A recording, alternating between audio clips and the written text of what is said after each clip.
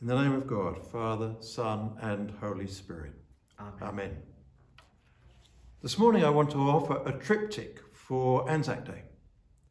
Now, a triptych is a collection of pictures within a church. And when you first see them, it looks like it's a set of cupboard doors above the altar.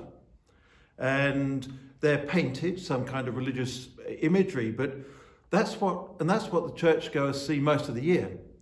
But on special occasions, the doors are opened, and it's when the doors are opened that you actually see what is the treasure behind it. And as the doors open, you have one image on the inside of the left door, you have one image on the inside of the right door, and you have the central image which has been preserved from light and damage. And it's the central image which is the focus for the faithful. It's often art depicting aspects of Jesus' life: birth, death, resurrection. And it was often the case that the side doors also incorporated the donors as paintings within them, so that it's all the people coming to see the nativity, and it includes the donors. They're quite beautiful, and they're stunning. Today I want to go in a slightly different direction, because I want to offer these three images for Anzac Day. Now, the image on the left, on the inside of that door, comes from a British movie that was made in the 1960s called Oh, What a Lovely War. It's a satirical and somewhat controversial portrayal of the First World War. And what it does quite brilliantly is it uses the songs that the soldiers sang to capture something of the experience of being in that war. In this particular scene that I have in mind, there's a group of Australian soldiers resting in the grounds of a chateau somewhere in France. The chateau's been taken over by the British High Command. And as the Australians watch, senior officers arrive and inspect a guard of honour. And there is a stark contrast between the guard of honour and the Australians. The Australians are lying on the ground. One of them has he's on his side and he's propped up on his elbow, and he looks for all the world like he's a resting kangaroo. And as they watch the High Command marching, they begin to sing. One staff officer jumped right over another staff officer's back, and another staff officer jumped right over another staff officer's back. Another staff officer jumped right over another staff officer's back, and another staff officer jumped right over another staff officer's back. They were only playing leapfrog.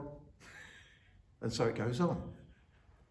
And as these Australian larrikins lie on the ground, as they rest, the contrast between the guard of honour and the officers and themselves is so profound.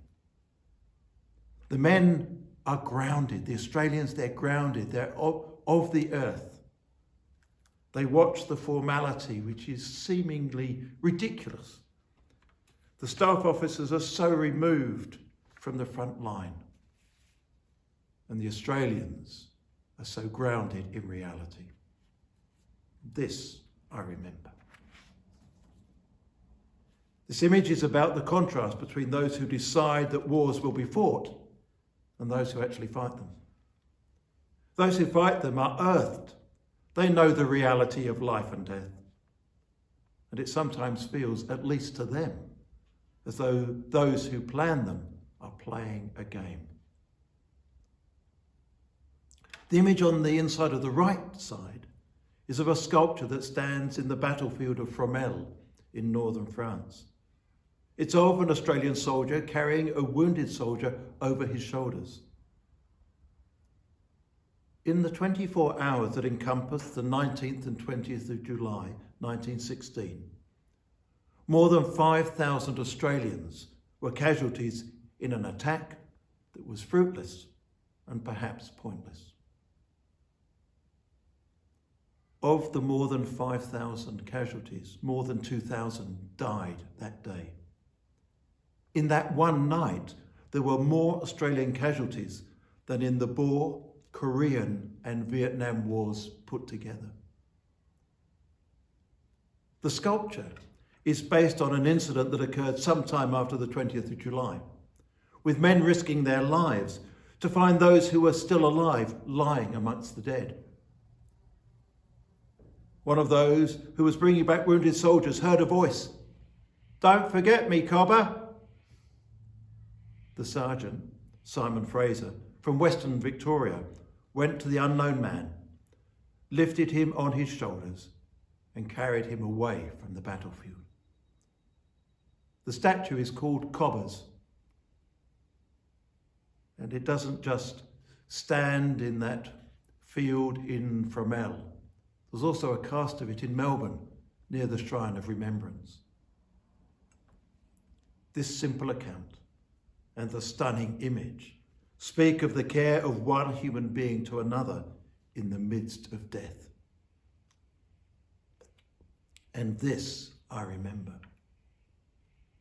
The central image comes from an experience in Bunbury, Western Australia, a few years ago. It was Anzac Day, and the town marks Anzac Day with a march, which hundreds of people are involved as students from the local schools, representatives of organisations, and members of the RSL. We gathered in the large open-air space near the centre of town. The dignitaries were seated on the stage, and there's a grassed area where the marchers stood and trees overlooked the scene. It was a hot day, and the SES were working to provide water for those who had marched, especially for the returned servicemen and women. As the time for the silence drew close, the invited speaker was disturbed by a large flock of corellas. They filled the trees around the place where we gathered, loudly calling to each other. The bugle announced the beginning of the silence, and we all stood solemnly. But the birds kept calling, filling the silence with raucous noise. And as I stood, it seemed that the birds had transformed themselves somehow and were now the chyaking spirits of those who had gone from Australia to fight across the world in an unknown land. The ones who went weren't quiet, and they weren't respectful. They were young men, 19 to 20-year-olds, looking for adventure. No solemnity. Instead, they laughed and joked as they told each other stories, and most of all, they made a great noise. They filled the trees, and they filled my heart. The silence was ended abruptly as fighter jets flew across the gathering and out to sea, and all the birds rose as one, circled and flew off. It was a resurrection, and they flew to new life. And this I remember. Since that day, I have never been able to engage with silence as a solemn moment, but instead hear it only as a prelude to resurrection. God's promise fulfilled, hope restored, life renewed. This triptych presents three images. On the left is an image of the grounded soldier, aware that he is a pawn in the great schemes of war. One who looks on not in horror, but in gentle amusement, knowing that life and death are a matter of chance, and that what matters is living well in the moment, not fearing the future. On the right is an image of a human being bringing hope to another in pain and danger.